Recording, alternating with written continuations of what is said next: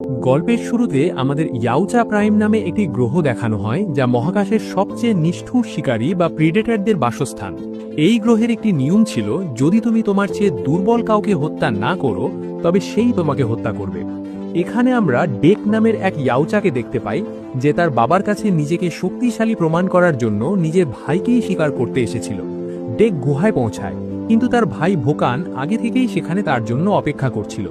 দুজনের মধ্যে তুমুল লড়াই শুরু হয়।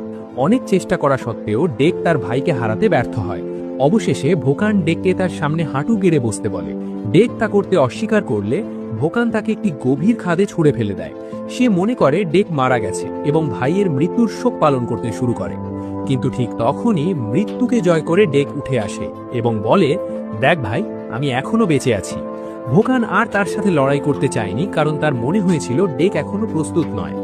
ভোকান তার ভাইকে হত্যা করেনি ঠিকই, কিন্তু ডেক যদি সেখানে থেকে যেত তবে অন্য কেউ তাকে মেরে ফেলত। তাই সে তাকে বহু দূরে কোথাও চলে যেতে বলে। সে বলে, উপজাতিতে নিজের জায়গা করে নিতে হলে তোমাকে তোমার চেয়ে শক্তিশালী কাউকে হত্যা করতে হবে। তাকে মেরে তবেই বাড়ি ফিরো, আর যদি না পারো তবে আর কখনোই ফিরে এসো না। এরপর সে তাকে কিছু গ্রহ দেখায় যেখানে সে শিকার করতে পারে।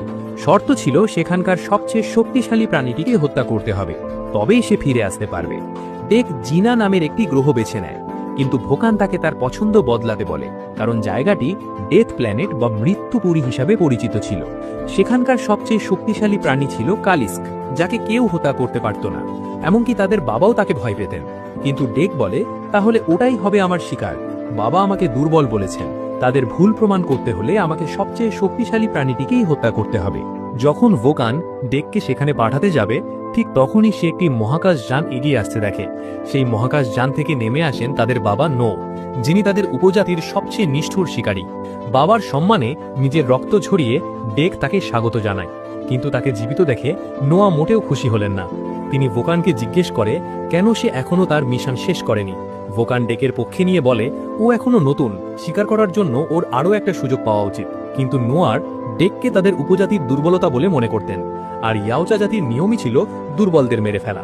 যখন তিনি জানতে পারলেন যে ডেক কালিস্ক শিকার করতে যাচ্ছে, তখন তিনি তার বোকামি দেখে হতভম্ব হয়ে যায়।